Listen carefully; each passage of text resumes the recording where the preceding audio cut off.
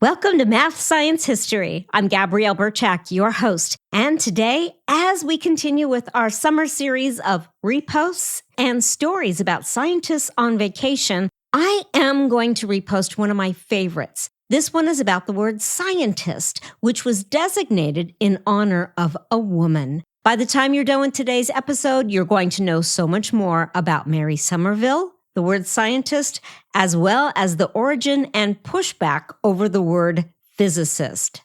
The history of math is our intellectual foundation to understanding science. Science. Beautiful, awesome, wonderful science. It's the creative foundation to our ineffable future. Hi, I'm Gabrielle Burchak, and this is my podcast, Math, Science, History.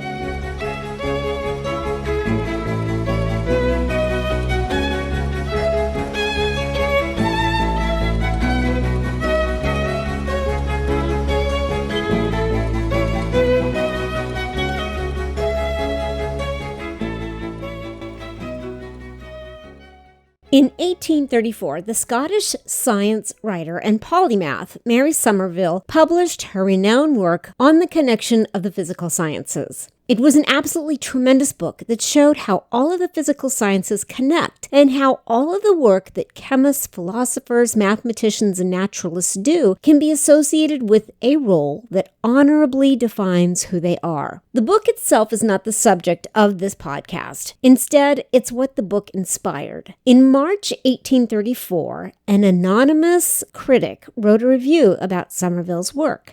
The review was written with an air of humor, but ultimately it was a really serious review that brought about a really important discussion that changed the landscape of science. This anonymous reviewer wrote, quote, "The tendency of the sciences has long been an increasing proclivity of separation and dismemberment," unquote. In other words, the reviewer was pointing out that the sciences has been growing and that there were more and more people involved in different factions of the sciences. The reviewer conveyed that with all of these individuals involved in different forms of science, that, quote, "there was no general term by which these gentlemen could describe themselves with reference to their pursuits, and, by analogy with artist, they might form scientist, and there could be no scruple in making free with this termination when we have such words as sciolist, economist, and atheist," unquote. In other words, this anonymous reviewer was proposing that maybe we should start labeling all of these individuals involved in different forms of science as scientists.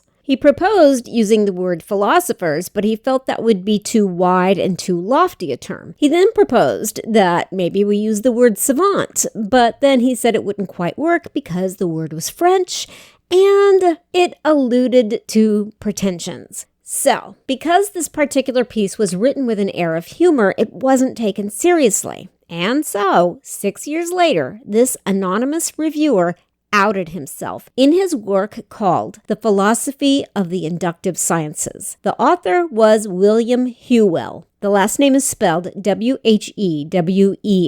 but it's pronounced Whewell. In his work, he proposed the word scientist. He wrote that something must be added to the word science to show that people who work in different forms of science are indeed a scientist. Using the word physics as a foundation to employ the word scientist, he wrote, quote, "Hence we may make such words when they are wanted. As we cannot use physician for a cultivator of physics, I have called him a physicist. We need very much a name to describe a cultivator of science in general. I should incline to call him a scientist. Thus, as we might say that as an artist is a musician, painter, or poet, a scientist is a mathematician, physicist, or naturalist," unquote. And so the term scientist, along with the term physicist, took hold. Well, many people were offended, including Michael Faraday, the brilliant scientist who worked with electromagnetism and electrochemistry. He could not stand the word physicist, and he wrote, quote, "Physicist is both to my mouth and ears so awkward that I think I shall never be able to use it. The equivalent of 3 separate I's in one word is too much," unquote. And so even Michael Faraday described himself as an experimental philosopher until the end of his career. The editor of Blackwood magazine wrote that the word physicist is, quote, for sibilant consonants that fizz like squib,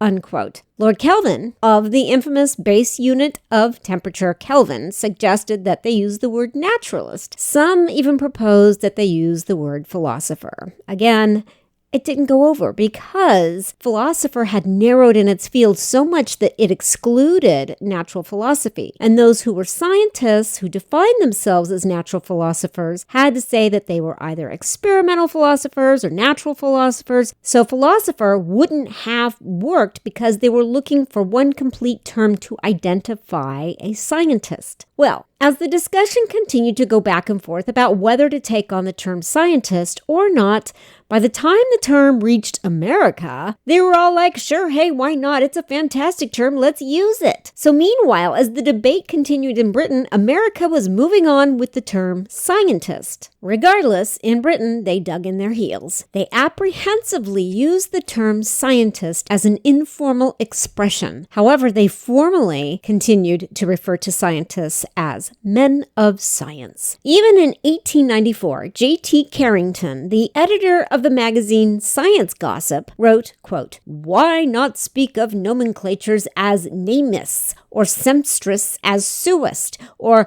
conchologist as shellus? All these words may come into use among, quote, progressivists, but are equally abominable with scientists, unquote. Believe it or not, he was mad. Those are mad words. Carrington was so upset with this word, scientist, that he asked for an authoritative declaration confirming that the word scientist be banned. We'll be right back after a quick word from my advertisers.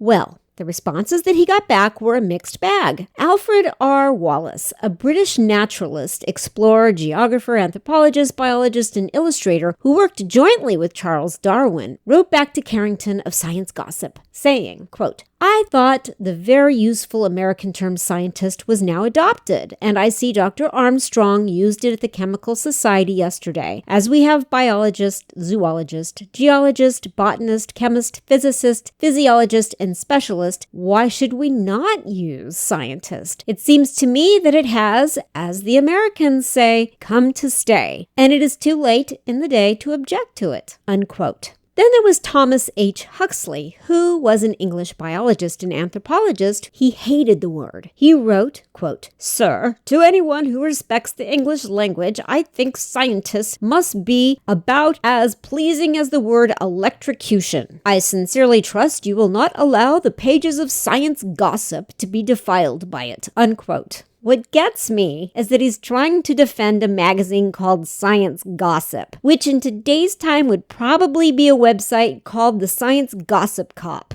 Not very credible.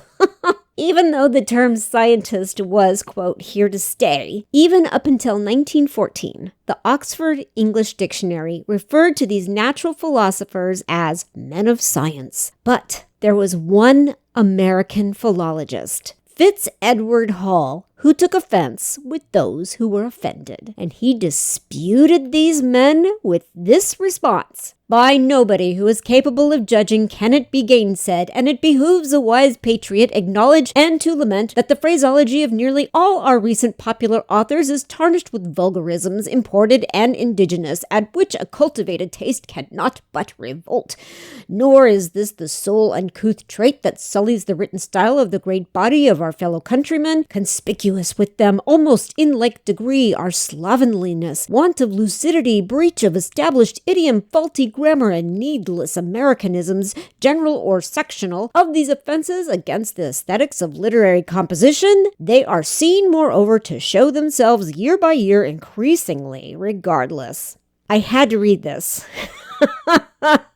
For one reason only. Because it sounds like Kelsey Grammer in an episode of Frasier spewing his anger in a room full of people who have absolutely no idea what the hell he is saying. It's hysterical.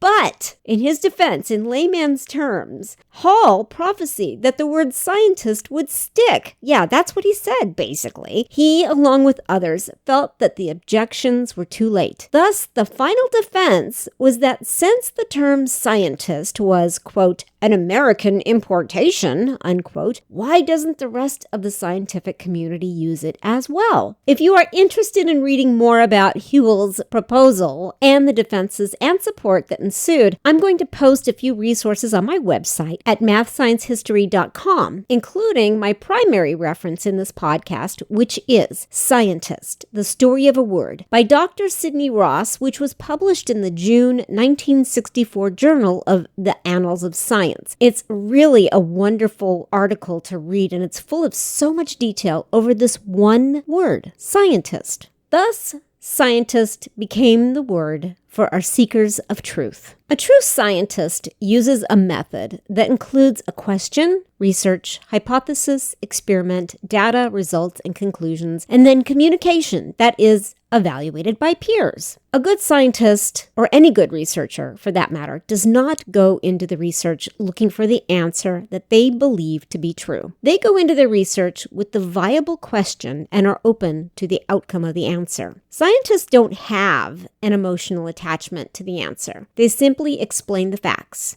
And these facts are imperative to science, development, and humankind. Being a scientist is truly a commendable job. It is a position that serves to move society forward. Scientists are a force for good, and it's unfortunate that through the millennia, many scientists, in their efforts to speak the truth, have been oppressed and suppressed. When people don't understand the complexities of science, they either bury their heads in ignorance or they tend to label it as false information. Ignorance continually trumps our society because people feel as though if it's too complex and you can't understand it, then it must not be true. We see this with climate change. We see this with the asinine belief that our planet is flat. And even worse, we see it with coronavirus. When the data is released to the public, depending on the government, the numbers are obfuscated, the research is mocked or hidden, and scientists are publicly tarnished. As a result, scientists are diminished, disrespected, silenced, or worse yet, bought out. This is dangerous. We live in a society that relies on hunches, opinions, and political optics over and above the value of science and research. We live in a society that diminishes the value of a scientist. To be a scientist is an honor. William Whewell, inspired by Mary Somerville, was onto something. He understood the importance of combining all of these skill sets under one term so that we could honor all of these individuals who work so hard for our world health, our evolution, and our scientific development. Scientists are our voice of reason. As humans struggling to save a planet and fight against a virus that doesn't care how we vote, what color we are, or how much money we have, we are standing on the edge of a precipice that is about to collapse, and that collapse is up to us. Research, scientific growth, advancements, and future discoveries will never be attainable without our valued scientists. If we heed the word of our scientists, their research will be our saving grace. It will help us reach outer planets, it will help us save our own planet, and it will help us save our own lives. So, to all the scientists out there listening to this, I just want to say thank you for all that you do.